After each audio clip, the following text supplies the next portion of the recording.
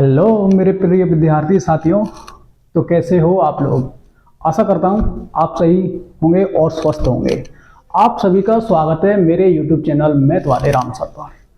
आज की वीडियो आपके लिए बहुत ही खास होने वाली है, क्योंकि आज मैं आपके लिए लेके आया हूँ प्रश्नावली एक का फुल ट्यूटोरियल, एक वन शॉट लेके आया हूँ।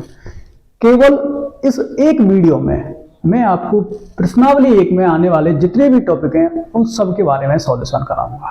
तो वीडियो को बिना स्किप किए, बिना आगे बढ़ाते हुए ध्यान से देखना है। और वीडियो के लास्ट में मैं आपको एक अलग से तोहफा भी देने वाला हूं, इसमें वो आप देख लेना। तो सबसे पहले मैं बात करता हूं कि ये प्रश्नावली एक है, वो कितने नंबर की आएगी एग्जाम में। तो ये प्रश्नावली एक आपकी 4 नंबर की आती है एग्जाम में। इसके कितने क्वेश्चन आते हैं? तो इसके क्वेश्चन आते हैं 3। 1 नंबर का एक आएगा और 1 नंबर का एक आएगा। एक आएगा आपका ऑप्शन में और एक हल करने के लिए आएगा और एक अतलग उत्तरात्मक में आएगा। तो ऐसे करके 3 क्वेश्चन आएंगे। 1-1 नंबर के 2 क्वेश्चन आएंगे, एक आएगा आपका 2 नंबर का। तो कुल मिला के ये आपकी 4 नंबर की प्रश्नावली है। प्रश्नावली का नाम है वास्तविक संख्या, यानी कि रियल नंबर। क्या होती है ये वास्तविक संख्या? तो यह परमेय और अपरमेय संख्याओं का समूह है।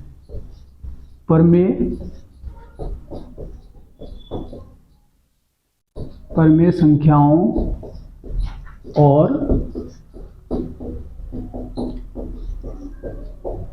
अपरमेय संख्याओं का समूह।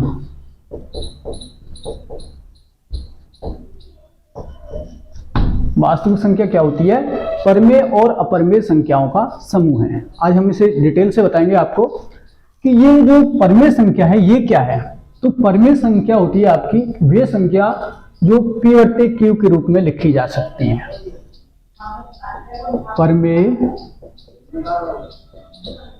संख्या, परमेय संख्या की कंडीशन होती है कि इन्हें हम P/Q के रूप में लिखते हैं।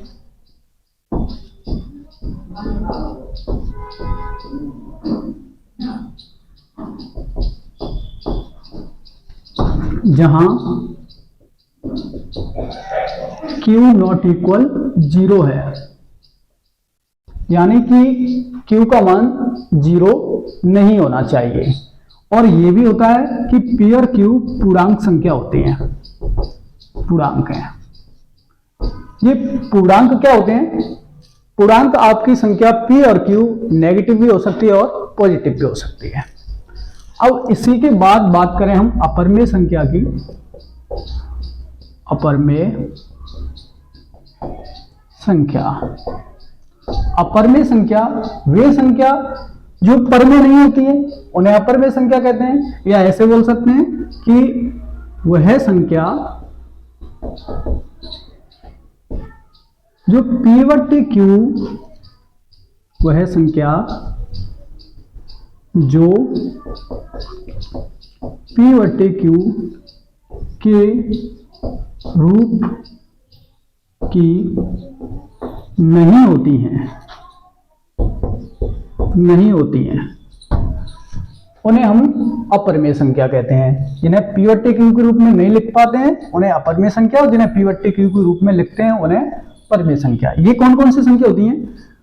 जैसे √2 है आपकी, √3 है, √5 है, √6 है, √7 है, ऐसे ही पाई है और -√3/2।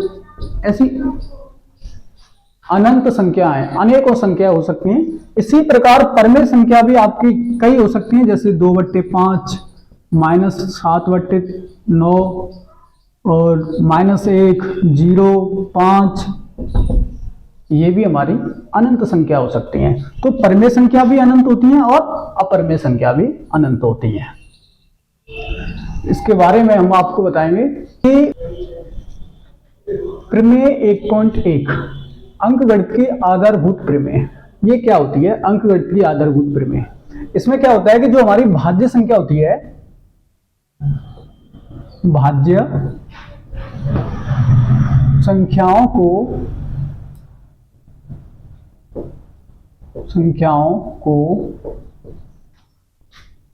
उसके अभाज्य संख्याओं के गुणनखंडों के गुणनफल के रूप में व्यक्त करना। ये जो प्रमेय 1.1 अंकगणित की आधारभूत प्रमेय होती है, इसका मतलब सिंपल सा है। आपको बताएं कि जब हम किसी भाज्य संख्या के गुणनखंड करते हैं तो जो गुणनखंड करने की विधि है वही हमारी अंकगणित की आधारभूत प्रमेय है। कि इसमें क्या होता है कि जितने भी भाज्य संख्या के खंड करते हैं वो सभी अभाज्य संख्याओं के गुणनखंड होते हैं और उन गुणनखंडों को गुणनफल के रूप में हम लिखते हैं। वही प्रक्रिया हमारी अंकगणित की आधारभूत प्रमेय कहलाती है। जैसे हमारे पास कोई संख्या है 72 यानी 72। अब इसके हमें गुणनखंड करने हैं। पहले इसमें 2 का भाग देंगे 36, फिर 2 का देंगे 18, फिर 2 का देंगे 9, फिर 3 का देंगे 3, फिर 3 का देंगे 1 बार। तो यहां पर इस 72 जो हमारी भाज्य संख्या है, इस भाज्य संख्या के अभाज्य गुणनखंड हमने कितने किए हैं? 2 × 2 × 2, 2 2 के 3 बार, फिर 3 × 3 2 बार। तो ये रूप यही कहलाता है अंकगणित का आधारभूत प्रमेय। अब इसे हम ऐसे भी लिख सकते हैं, ये हमने गुणनफल के रूप में लिख दिया, अभाज्य संख्याओं को उसके गुणनफल के रूप में लिख दिया। अब इसे घात के रूप में भी लिख सकते हैं। जैसे 2 कितनी बार आया है? 1 2 3, तो 2 की घात 3। 3 कितनी बार आया है? 2 बार, 2 की घात 2। ये भी लिख सकते हैं। तो इसे कहते हैं कि उस भाज्य संख्या के जो अभाज्य संख्या है उनके गुणनफल को उनकी घात के रूप में लिखो। तो ये घात के रूप में लिखा है हमने। ठीक है, ये इस प्रकार का है। इसे कहते हैं हम अंकगणित की आधारभूत प्रमेय। अब पहली प्रश्नावली में आपका सबसे पहला टॉपिक यही है कि संख्याओं का गुणनखंड करना।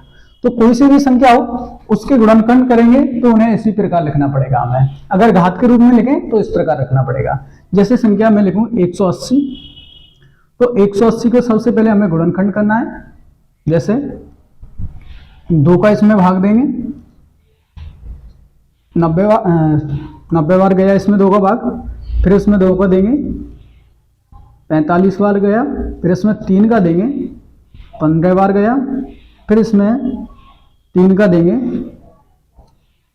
5 बार गया, और फिर इसमें 5 का देंगे 1 बार गया।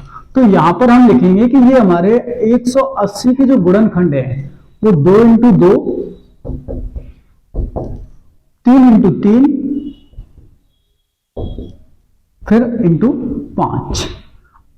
एक तो ये रूप हो गया अभाज्य संख्याओं को गुणनखंड के रूप में।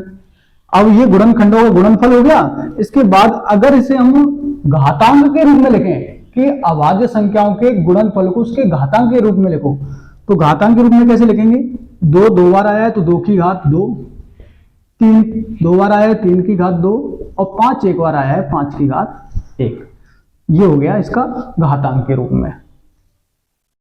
इससे आगे हम देखते हैं HCF। HCF क्या होता है? मासा, हाईएस्ट कॉमन फैक्टर। मासा का मतलब जैसे हम छोटी क्लासों में पढ़ते थे कि वह बड़ी से बड़ी संख्या जिसका अन्य संख्याओं में भाग पूरी तरह चला जाए उसे हम मासा कहते हैं।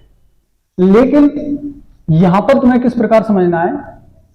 2 या 2 से अधिक संख्याओं के उभयनिष्ठ एवं समान घातों वाली अभाज्य संख्याओं का गुणनफल। मतलब 2 या 2 से अधिक संख्याओं के अभाज्य गुणनखंड करें, और अभाज्य गुणनखंडों में जिनकी घात समान हो केवल उन्हें लिया जाएगा, और वो उभयनिष्ठ भी हो दोनों में और घात समान हो, तो उनका गुणनफल HCF कहलाता है। जैसे हमें निकालना है 45 और 75 का HCF। तो पहले हम 45 के गुणनखंड करेंगे, 45 के गुणनखंड करेंगे यहाँ पे। तो सबसे पहले 3 का भाग देंगे, इसमें कितनी बार जाएगा, 15 बार। 15 में फिर 3 का भाग देंगे, फिर 5 का भाग देंगे, 15 और 15 3 45। ऐसे ही हम 75 का कर देंगे।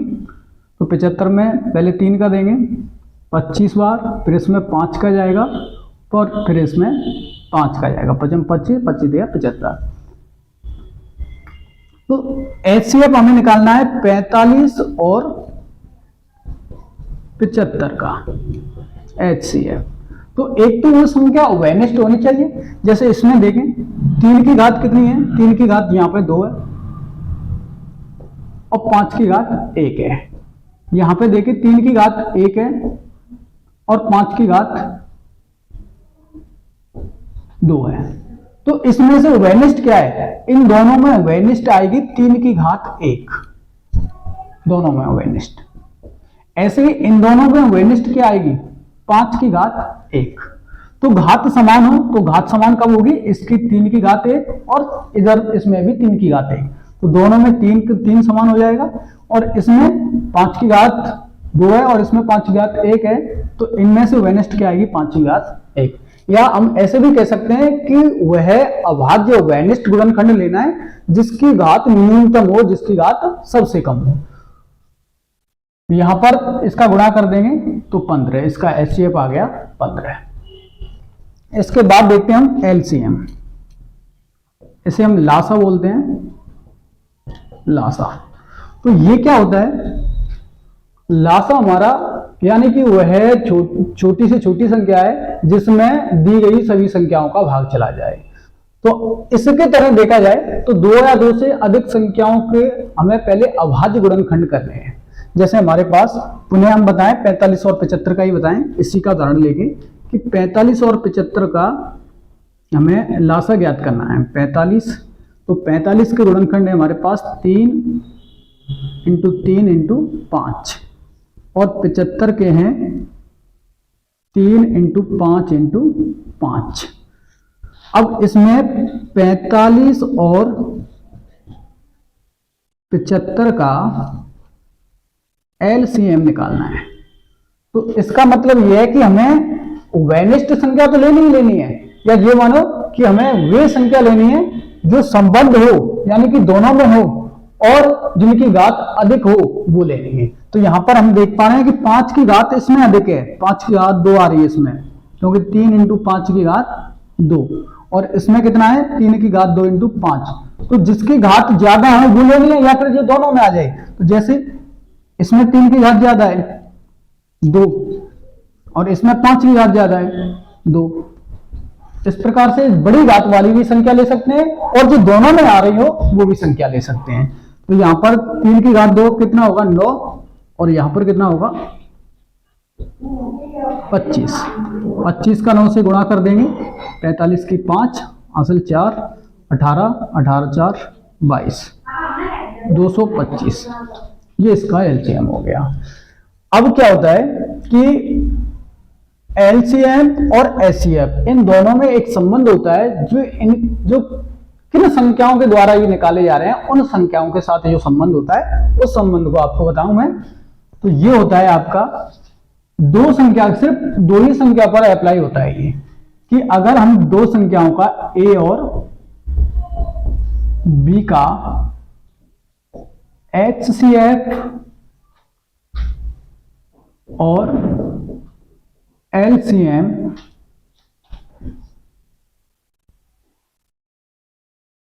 में संबंध,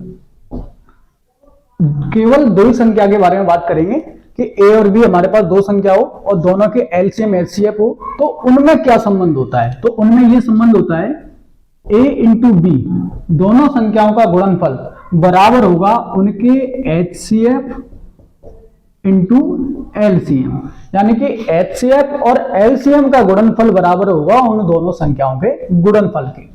तो ये यहां पर जो संबंध है ये वेरी मोस्ट संबंध है, वेरी इंपॉर्टेंट है, ये बहुत ही मोस्ट है, क्योंकि इसके द्वारा भी क्वेश्चन एग्जाम में आ सकता है, 99% आ सकता है, इसके ऊपर X के ऊपर एग्जाम्पल आ सकता है। एक्चुअली इसमें क्या होता है कि इसमें आपको 3 कंडीशन दी जाती हैं। एक संख्या दी जाए, एलसीएम एचसीएफ दी जाए, तो दूसरी संख्या ज्ञात करवा लेगा। कुल मिला के यहां पर हमारी 4 कंडीशन होती हैं, उनमें से 3 कंडीशन देता है और चौथी कंडीशन ज्ञात करवा लेता है। जैसे मैं इसी आधार पे आपको बताऊं कि हमें मान लो ज्ञात, हमें यहां पे पता है, इसी आधार पे मैं आपको बताऊं कि एक संख्या 45 है और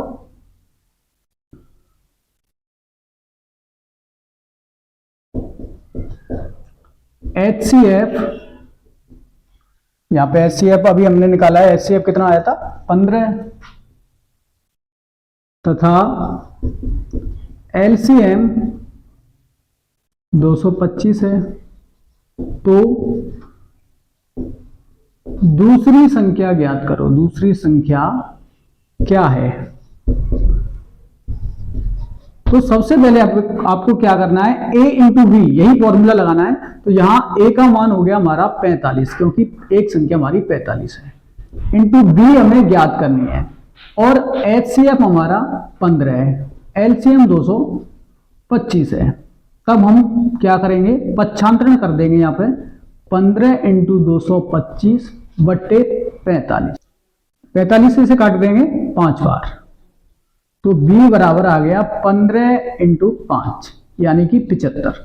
तो देखो एक संख्या 45 है तो दूसरी संख्या 75 हो गई। तो हमें पता है कि 75 और 45 का ही एलसीएम 15 आया था, और सॉरी एचसीएफ 15 आया था और एलसीएम 225 आया था। तो इस प्रकार की ये कंडीशन है आपकी। क्वेश्चन होता है इसमें जो अधिकतर आने की जिसकी संभावना रहती है कि मान लो कोई ए संख्या है, संख्या ए की घात n अंक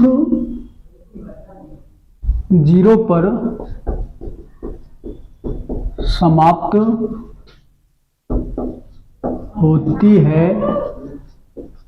या नहीं, यदि n प्राकृतिक संख्या हो। ये इस प्रकार का और एक क्वेश्चन आता है। तो सबसे पहली बात आप अच्छी तरह से जानते होंगे कि जिस संख्या में इकाई अंक 0 आता है वह संख्या 10 से पूरी तरह विभाजित होती है, क्योंकि 10 में इकाई अंक 0 होता है। तो यदि किसी संख्या में इकाई अंक 0 होगा तो वह संख्या 10 से पूरी तरह विभाजित होनी चाहिए।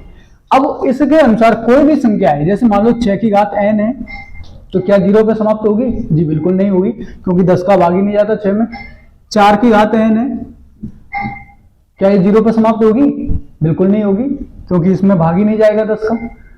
क्या 15 की घात n ये संख्या हो सकती है? जी बिल्कुल नहीं होगी।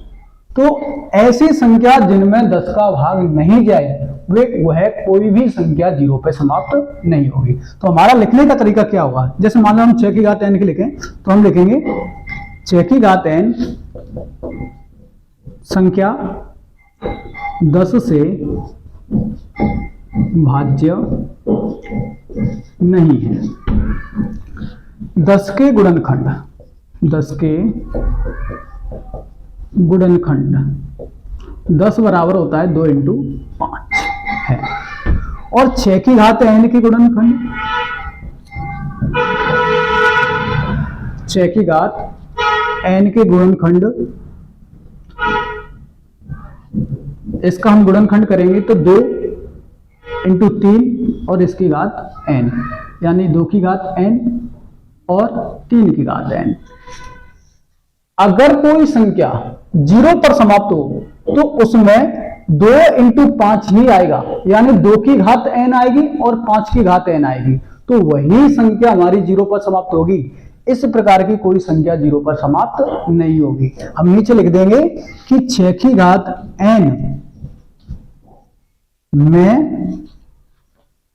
5 का कोई गुणनखंड नहीं है, गुणनखंड नहीं है। अतः आधारभूत अंकगणित की प्रमेय के अनुसार यह संख्या, इस संख्या का इकाई अंक 0 नहीं हो सकता है। इस प्रकार का ये क्वेश्चन रहेगा आपका। इसके बाद प्रमेय है आपकी प्रमेय 1.3।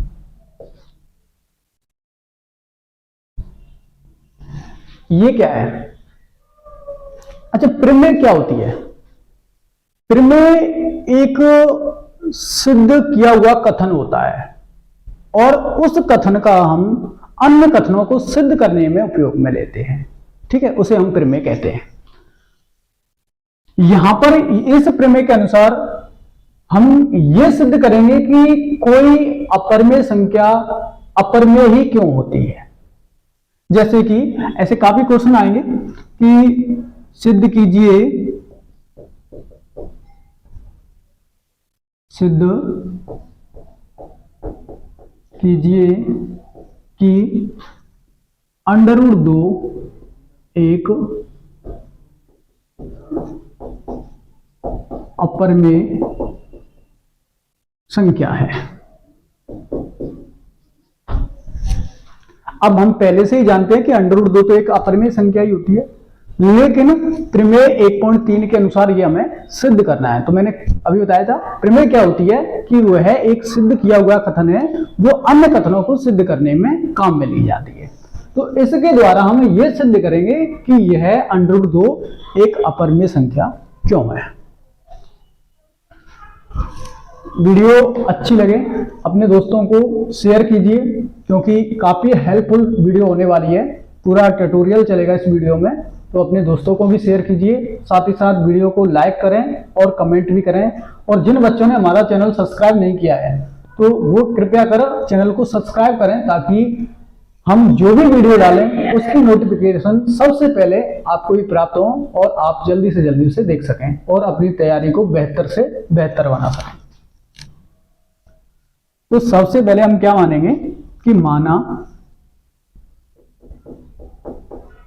√2 एक परमेय संख्या है, परमेय संख्या है। अब आप कहोगे कि परमेय अपरमेय का परमेय क्यों? क्योंकि हम ये सिद्ध कर रहे हैं तो सिद्ध विलोम मान के ही किया जाता है। कोई भी क्वेश्चन हो, जब हम उसे सिद्ध करना चाहेंगे तो उसका विपरीत मान के ही सिद्ध करेंगे, क्योंकि अब अपरमेय तो ये है ही।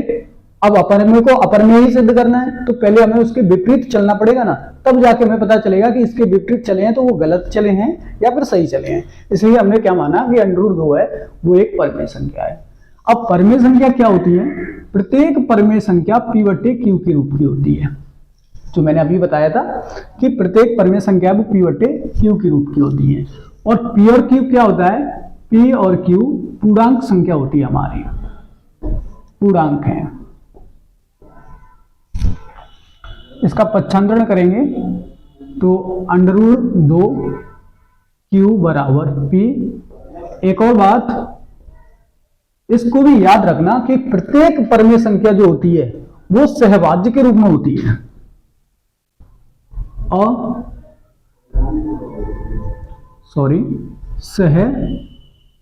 सहअभाज्य संख्या है। यानी जो परमेय संख्या होती है उनमें जो P और Q पूर्णांक होते हैं वो सहअभाज्य संख्या होती है। अब ये सहअभाज्य संख्या क्या होती है? यानी कि ये P और Q हमारे ऐसी संख्या होती हैं जिनका HCF केवल 1 होता है। यानी कि इन संख्याओं में किसी का भाग नहीं जाना चाहिए, केवल 1 का ही भाग जाएगा, 1 के अलावा अन्य किसी संख्या का भाग नहीं जाएगा। तो यहाँ पर P और Q ऐसी संख्याएं हैं ये कि इनमें सिर्फ 1 का ही भाग जाएगा, अन्य किसी का भाग नहीं जाएगा। अगर 1 का ही भाग जा रहा है तो सही है, और अगर 1 के अलावा अन्य किसी संख्या का भाग जा रहा है तो ये फिर गलत है। यहां पर अंडररूट हटाने के लिए हम वर्ग करेंगे। वर्ग करने पर 2 का वर्ग, √2 का वर्ग करेंगे 2, Q का वर्ग Q² और P का वर्ग P²। P square. ये हो गया समीकरण फर्स्ट। अब जैसे ही हम 2 का पक्षांतरण करेंगे तो ये क्या आएगा, पी स्क्वायर बट्टे 2, क्यू स्क्वायर बराबर पी स्क्वायर बटे 2। तो इससे हमें ये प्रतीत होता है कि 2 का भाग हम किस में दे रहे हैं, पी स्क्वायर में दे रहे हैं। ये अब यहां से प्रमेय लग रही है आपकी, प्रमेय 1.3 कि यदि किसी संख्या के वर्ग में उसका भाग जाता है तो उस संख्या में भी भाग जाएगा। जैसे देखो, चूंकि 2 पी स्क्वायर को विभाजित करता है, इसलिए 2 पी को भी विभाजित करेगा। ठीक है, ये इसका नियम है। ये प्रमेय 1.3 के अनुसार होता है कि यदि कोई संख्या किसी संख्या के वर्ग को विभाजित कर रही है तो उस संख्या को भी विभाजित करेगी। अब हम एक अन्य पूर्णांक लेंगे और अन्य पूर्णांक इसी प्रकार का होगा जो हमें p के बराबर लेना है। अन्य पूर्णांक लेने पर अब पहला जो समीकरण हमारा p के बराबर है, इसलिए दूसरा भी पूर्णांक हमें p के बराबर लेना है। तो p के बराबर जैसे पूर्णांक कोई भी ले सकते हैं, p q r ले सकते हैं, s ले सकते हैं, k ले सकते हैं, t ले सकते हैं, कुछ भी ले सकते हैं, तुम्हारी मर्जी है। तो पहला इसमें क्या है कि p स्क्वायर बराबर है 2q स्क्वायर, तो हम लेंगे यहाँ पे p बराबर 2 r ले लेते हैं, r भी हमारा क्या है, पूर्णांक है, r पूर्णांक है, क्योंकि जो भी संख्या लेंगे हम वो पूर्णांक ही लेंगे। वर्ग करेंगे इसका। अब वर्ग क्यों कर रहे हैं, ताकि समीकरण फर्स्ट की तरह प्राप्त हो। तो पी स्क्वायर बराबर होगा 2 का वर्ग 4 और r का r स्क्वायर। यहां पी स्क्वायर का मान रख देंगे, पी स्क्वायर का मान है 2q स्क्वायर बराबर 4r स्क्वायर। ये आप लिख सकते हो कि पी स्क्वायर का मान रख दिया हमने 2q स्क्वायर। इसके बाद 2 से 4 को काट देंगे 2 बार, तो q स्क्वायर बराबर आ गया हमारा 2r स्क्वायर। अब यहां पर हम देखें ठीक इसी प्रकार पक्षांतरण करेंगे 2 का, तो q स्क्वायर बटे 2, q स्क्वायर बटे 2 बराबर r स्क्वायर। तो प्रमेय 1.3 के अनुसार ठीक इसी प्रकार देखेंगे कि 2 का भाग q स्क्वायर में दे रहे हैं, 2 चूंकि 2 q स्क्वायर को विभाजित करता है, इसलिए 2 q को भी विभाजित करेगा। तो ये तो जो है हमारा समीकरण सेकंड है और ये है समीकरण फर्स्ट। अब यहां तक हमने हल कर लिया। इसमें हमें क्या कमी दिख रही है हल करने में, ऐसा कौन सा नियम है जिसके थ्रू ये गलत साबित हो रहा है, अपरिमेय संख्या परमेय बन सकती है या नहीं बन सकती। तो वो हमें यहां से पता चलेगा कि हमने लिया है p और q सह अभाज्य संख्या, यानी कि ऐसी संख्याएं हैं जिनमें एक के अतिरिक्त किसी का भाग नहीं जाएगा। ये ऐसी संख्याएं हैं p और q में एक के अतिरिक्त किसी भी संख्या का भाग नहीं जाएगा, का भाग नहीं जाएगा। ठीक है, तो ये p और q ऐसी संख्या है जिनमें एक के अतिरिक्त किसी का भाग नहीं जाएगा। लेकिन हम क्या देख रहे हैं कि 2 का भाग गया है P में और 2 का भाग गया है Q में। अरे क्वेश्चन के अनुसार देखा जाए तो P और Q तो सहभाज्य संख्या है जिनमें हम किसी का भाग दे ही नहीं सकते हैं, जबकि 2 का भाग जा रहा है P और Q में, तो ये क्या है, गलत है ना। तो हम कह सकते हैं कि ये हमारी अपरिमेय संख्या है, अपर में ही रहेगी। तो इसका विरोधाभास किस प्रकार लिखेंगे कि हमें पता है समीकरण और फर्स्ट से,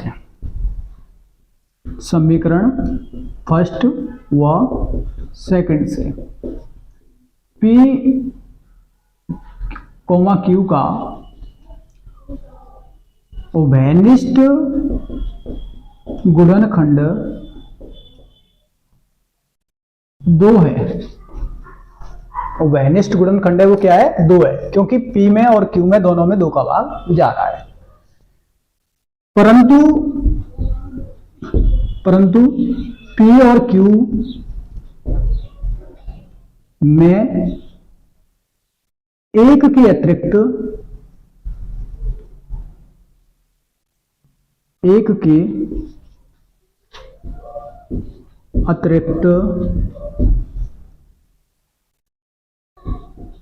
अन्य संख्या का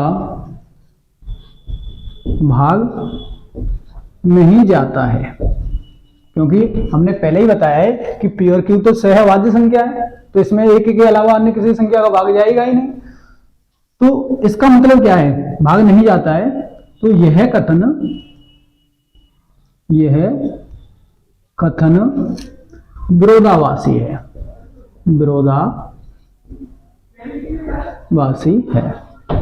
और ये विरोधाभासी क्यों है, क्योंकि यह विरोधाभास हमारी गलत कल्पना के कारण प्राप्त हुआ है। यह विरोधाभास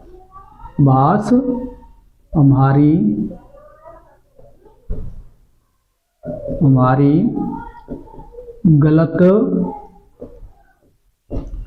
कल्पना के कारण प्राप्त हुआ है, कल्पना के कारण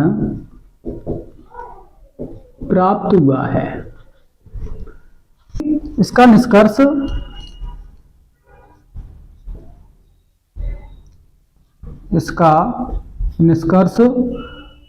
है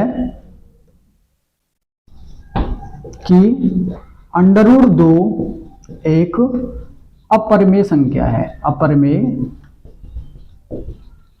संख्या है। ये है सवाल। तो सिंपल सा ही सवाल है, बस तुम्हें ये याद रखना है कि इसका विरोधाभास कहां से प्राप्त होता है। तो विरोधाभास प्राप्त होता है सहभाज्य संख्या से। इसका और इसके 2 प्रकार की संख्या होती हैं, एक और प्रकार की संख्या है, उसे भी आपको बताते हैं। तो आपकी दूसरी प्रकार की संख्या इस प्रकार आती है कि सिद्ध कीजिए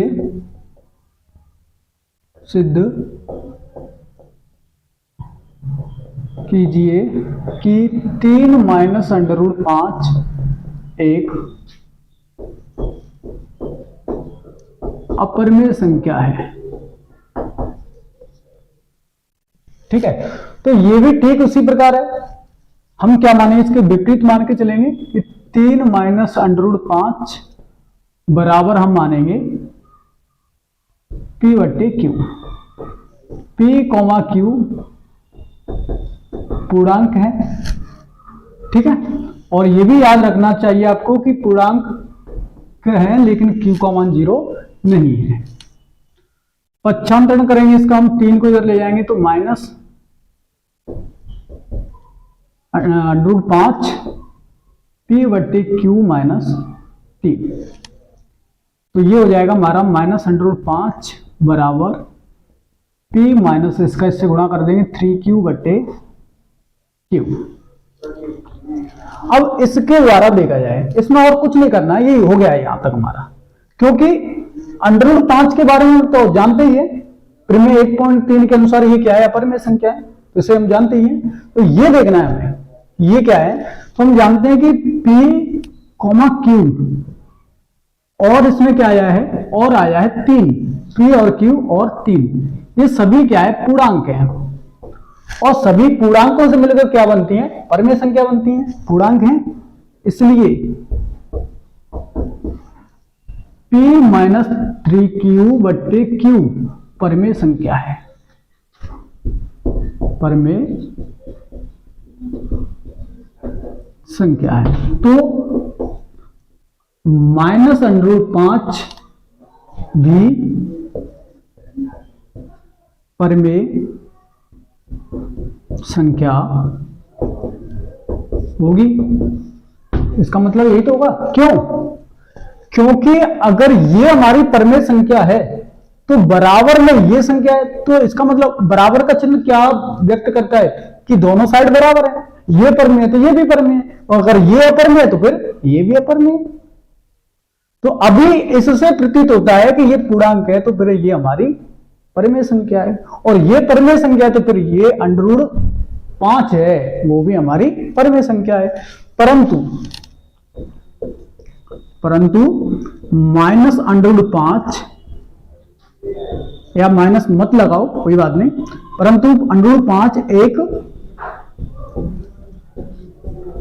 अपरमेय संख्या है, प्रमेय 1.3 के अनुसार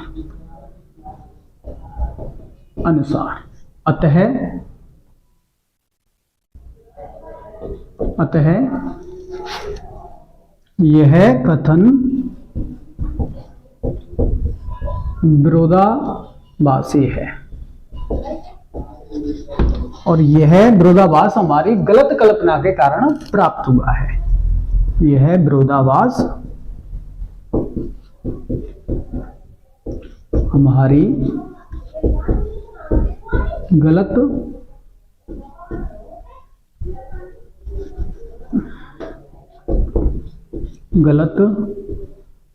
कल्पना, सॉरी 2 बार लिख दिया मैंने यहां पे से,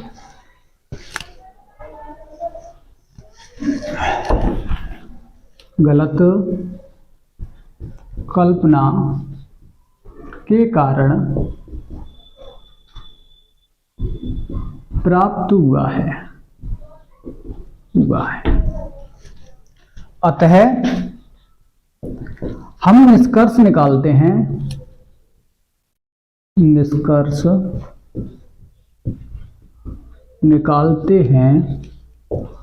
कि 3 माइनस √5 एक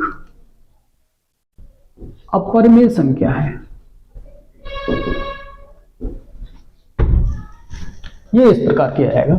सेम एक ही चीज है, ज्यादा कुछ है नहीं, बस अच्छी तरह से समझना है।